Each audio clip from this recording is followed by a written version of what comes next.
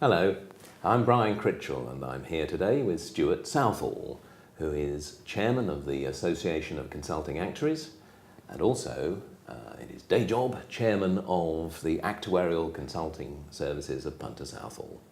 Stuart, welcome. Thanks for coming. The question I was asking was how far should employers go in terms of sponsoring that education if they're also, on the other hand, offering the means to do something about it via workplace savings schemes? Well, I think if we do move to a pure DC world, and I'm conscious we may come back to the risk-sharing middle ground, but if we do move to a pure DC world, I think two things have got to happen. Firstly, the member needs to be better educated on the potential outcomes, and secondly, I think the member needs to be given access to better investment products, and for those investment products to be properly explained to them. I fear at the moment that what happens is the member is suffering from a threefold, as it's a triple whammy. Firstly, he's not getting enough money put into his pensions pot. Secondly, he's being either given very minimal investment choice, or at the other end of the spectrum, he's being given a massive investment choice and told, there it is, get on with it, make your own mind up, do your own research. And thirdly, he doesn't really understand it. So he doesn't understand the consequences of the level of saving, what might come out the other end. So I think all of those need to be addressed, but I also think employers need to be given an incentive to help them address it. I mean, I simply don't think employers are going to be minded to give proper financial education and support to their members unless there's some clear financial incentive to do so. And at the moment, it's not clear to me that those financial incentives really exist. Well, we've just about got corporation tax relief and income tax relief on member contributions left. Most of the other things have been taken away, haven't they? But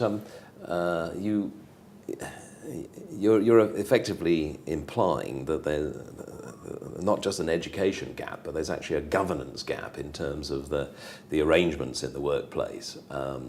If an employer is putting in a lot of money in their terms, into a pension scheme, and employees don't appreciate it, that's money wasted. But over recent times, many consultants, many of your members, members of the other organisations, have encouraged their clients to move from trust-based arrangements to contract-based in order to cut down the cost of governance.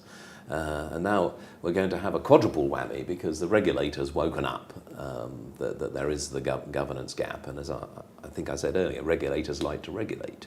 So we're going to go back to requiring governance. But in a trust-based environment, you can trust the trustees to handle the questions that we've been talking about education.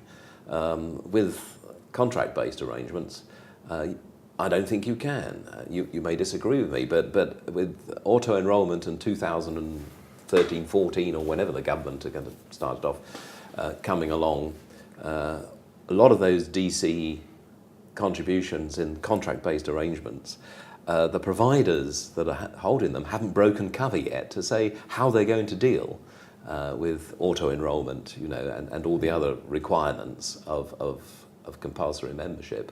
And hopefully keeping those people in the pension scheme once they've joined it and not opting out in masses. So are we going to see a resurgence, do you think, of trust-based arrangements? Well, I think, Brian, you've made a lot of interesting points there. Firstly, in terms of the amounts of money going into DC arrangements, I think we need to be clear that they're significantly less than what's going into the defined benefit legacy schemes. Yeah.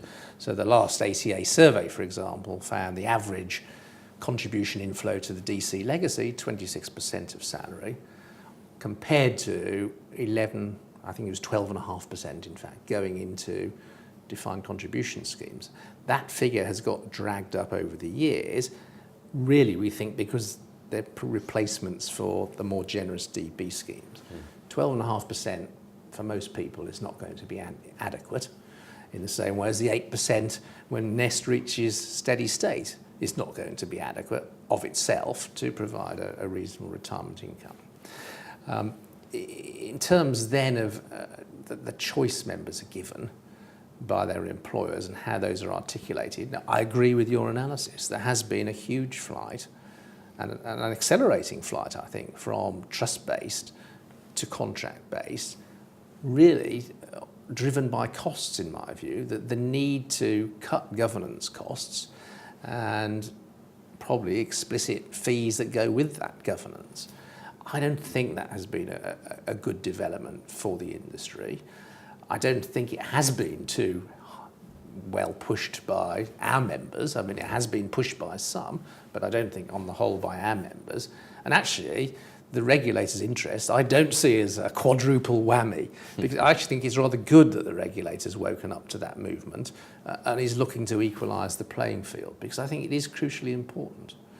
I think in the investment space, it's quite interesting that fiduciary management has got a role to play in DC as well. You know, and I think an increasing range of sophisticated but sensibly costed products need to be developed for DC members, because aside from the annuity rate risk, what happens at the pot at retirement in terms of the pension that gets purchased, frankly, the accumulation phase is absolutely key to DC, and I think at the moment it's very poorly handled.